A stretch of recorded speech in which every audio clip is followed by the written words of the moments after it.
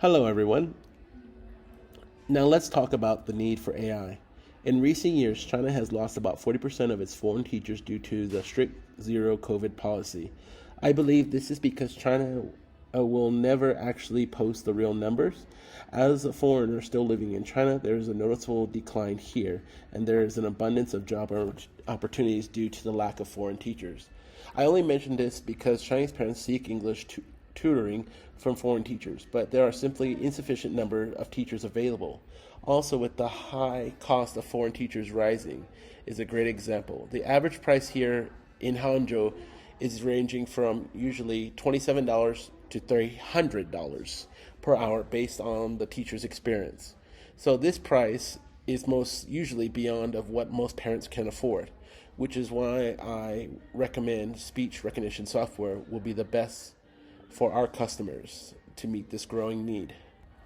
Now let's talk about research. I have been teaching English for the past 12 years, and everyone on my team has at least 5 years of experience with teaching.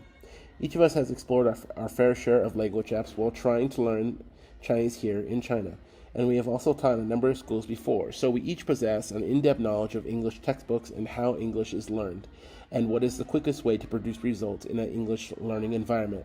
So our team also feels that it's best to handle the program we are designing as a language topic-based, as stated by Cambridge Rogers.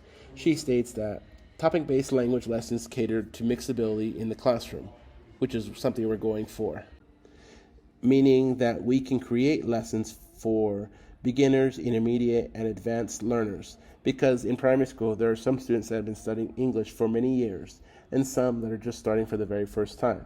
So it will accommodate all parties because they can choose to pick lessons that are best suited for them. For example, Food Level 1 covers basic vocabulary, while Food Level 2 covers sentence structures, and Food Level 3 covers countable and uncountable with sentence structures, as you can see in the example graph below.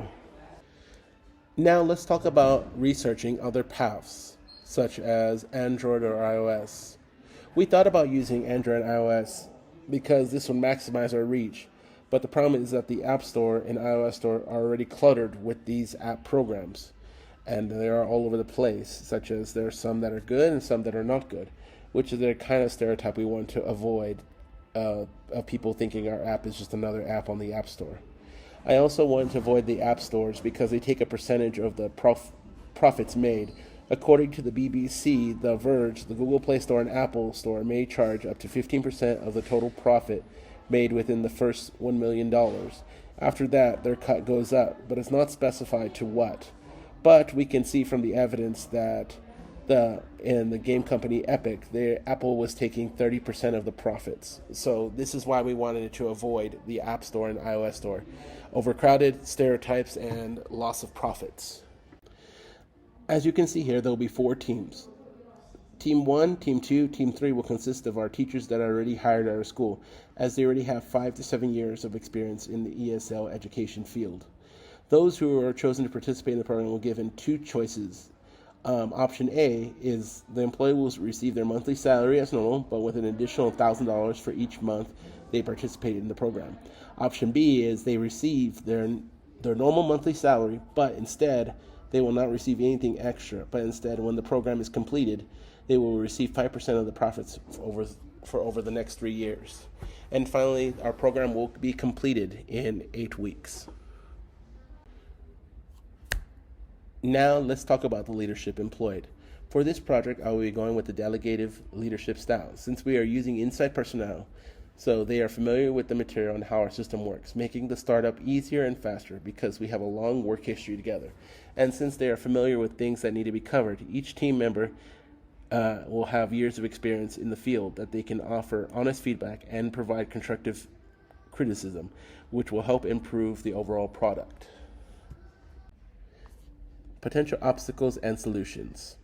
One of the potential obstacles I can foresee is slow adoption, such as the app not being noticed or it not being popular enough, but my team has given it a lot of thought on how we can make it highly accessible to get a high adoption rate quickly.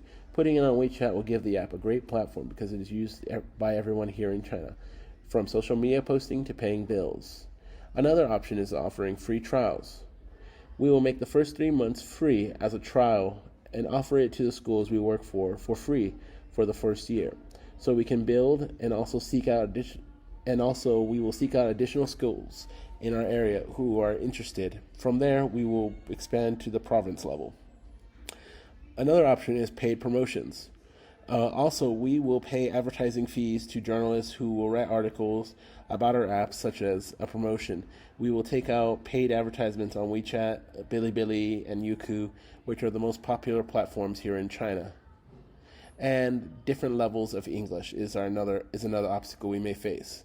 There are many students here who have studied English for many years, and others that have just started to learn English. To help compensate for this, our program will use 3 different levels of difficulty so that we can provide a better experience for everyone that uses our program. Since this is the start of the program, in the future, we'll offer more levels for more advanced users, but for right now, primary students are the target demographic. Now let's take a look at project management. The project leads will meet with the teams and delegate tasks to each group, while also listening to feedback of each team to improve the overall program. For resources, we will be using the WeChat's powerful AI voice recognition software. Because we have used this resource program before, it is very powerful and to the best of our knowledge. It is accurate in determining students' pronunciation, which is a key cornerstone of our program. As for adding material to our program, all of our teachers, including me, have used a number of textbooks to teach students, but we noticed over the years that they were never perfect. So over time, we have modified them and added to them to best meet our students' needs. So we will be pulling our best lessons that we have perfected over our teaching careers while adding our own touches to them to better fit the online program that we are designing within the 9-week time span. Now, let's talk about budget. Since this is a small project of 11 people and the leads are me and my wife, I don't need to factor in our salary, and I also ran the idea by my teachers to see who would be interested in the idea of creating the project, which options they would choose, so I could get a more reasonable idea of what our budget would actually look like. Out of the 9 teachers, 7 of them would like to become partners for option B, for the 5% cut over the next 3 years. As for the equipment, none is needed because it is a cloud-based program in WeChat, so everyone can work on their own computers, making access to the program very easy for everyone. Also, my wife and I have also a golden rule whenever we start a business. When we always start a business, we always start with a capital of $50,000 just to cover additional expenses. But after doing the budget, I came to the reasonable conclusion that we would only need $18,600, which is well below our max budget for the 2 months of operation. Change management. While delivering a finished product is important, there are many things that are necessary and need to be considered, such as what is the group's interest in the field of study and who is the target demographic, while also ensuring the emotions of the staff are healthy to promote efficient workflow and communication between staff members and the management. While by offering the employees a cut of the program, they will have a vested interest in the program and make it as best as possible. I also want to note that employees' emotions will be an important factor while creating this program, because creating topics and worksheets over or a number of times can get repetitive. This can lead to cutting corners in the production. So in order to keep my team happy and refreshed, I will offer weekly Starbucks coffees, and lunch will be covered and paid for by my company. Finally, we will also go out to dinner every 2 weeks to continue communication between teams as a way to relax and build and strengthen our team's relationships and communication skills. By focusing on the interests and emotions of my team, we'll be able to guarantee our product's outcome and deliver a well-made product. One of the ways I plan to get early adopters is by using our credentials, which is something I don't see in other education programs, to show we have the experience in the field and we have the background necessary to create such a program. This is supported by Ink number 2. Put yourself in the target's shoes. For example, I could say this program has been designed and developed by students who have studied at elite universities such as Johns Hopkins, Harvard, Purdue, and Yale. When meeting many bloggers and doing promotions on social media, this is a very big thing in China because parents want teachers from those schools because they're held in very high regard. Parents will be able to check and verify this because our profile pics will be in the program introducing who made the program. and why they made the program. And this is something I don't see in any other program. Usually there is nothing about the creators, only about the company. So I think this will give us an advantage in finding those early adopters, as well as paying for advertisement ads and self-promoting in the number of education groups that me and my teachers are already a part of here in China. Communication plans. For this program, we will be targeting kindergarten, primary schools, middle schools, and students ranging from 4 to 16 years old. For students, we want to make it affordable, with the first year of service being at $30, which is not too much when you consider the average price of English education apps running about $50 to $100 per year on the Chinese App Store.